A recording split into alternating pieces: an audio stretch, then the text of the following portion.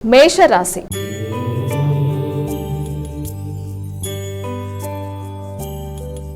మా మొదటి రాశి అయినటువంటి మేషరాశి వారికి ఎలా ఉంది ఈరోజు? మేషరాశిలో వచ్చిన నక్షత్రాలు అశ్విని 4 పాదాలు, భరణి 4 పాదాలు, కృత్తిక 1 పాదం.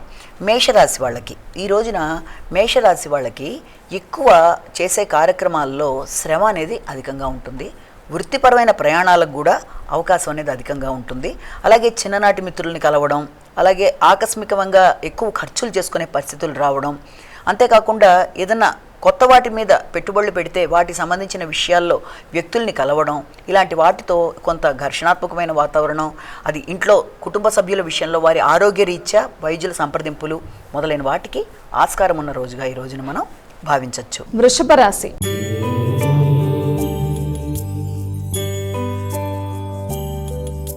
వృషభ రాశి వారికి ఎలా ఉందండి ఈరోజు? వృషభ రాశిలోకి వచ్చే నక్షత్రాలను మనం తీసుకున్నట్లయితే ముఖ్యంగా ఈ యొక్క కృత్తిక, రోహిణి, మృగశిర 2 పాదాలు. వృషభ రాశి వారికి ఈ రోజున ప్రతి కార్యక్రమం కూడా మీకు అనుకూలమైన విధంగా మీరు ముందుకు వెళ్ళడానికి ప్రయత్నాలు చేస్తారు. ఆశించిన ఫలితాలు పొందుతూ దాంట్లో విజయాలు సాధించడానికి ఎక్కువ కృషి చేస్తారు. కమ్యూనికేషన్ బాగుంటుంది, నిర్ణయాలు బాగుంటాయి, సామర్థ్యం బాగుంటుంది. శక్తివంచన లేకుండా కృషి చేసి ముందుకు వెళ్ళడానికి ప్రయత్నాలు చేస్తారు. దగ్గర ప్రయాణాలకు అవకాశం ఉంది. చిన్ననాటి మిత్రులు, మామూలు మిత్రులు అందరితో అంటే మిత్ర బృందంతో కలిపి చక్కగా ఈ రోజును గడపడం లాంటిది. వారితో దూర ప్రదేశాల్లో ఉండే వాళ్ళతో మీరు ఏదైనా ఫోన్ కమ్యూనికేషన్ దాకా, అలాగే సోషల్ మీడియాలో ఉండేవాళ్ళు చాలా యాక్టివ్గా దాంట్లో పాల్గొనడం, సోషల్ మీడియా ద్వారా మార్కెటింగ్ ఇలాంటివి చేసే వాళ్ళకి మొదలైన వాళ్ళందరికీ కూడా అనుకూలమైన సమయంగా ఒకటి మనం దీన్ని భావించవచ్చు. మిథున రాశి.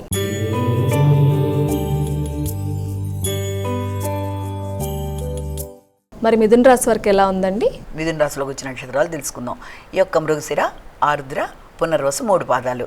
ఈ యొక్క మిథున రాశి వాళ్ళకి వృత్తికి సంబంధించిన విషయాల మీద ఎక్కువ ఫోకస్ చేస్తారు.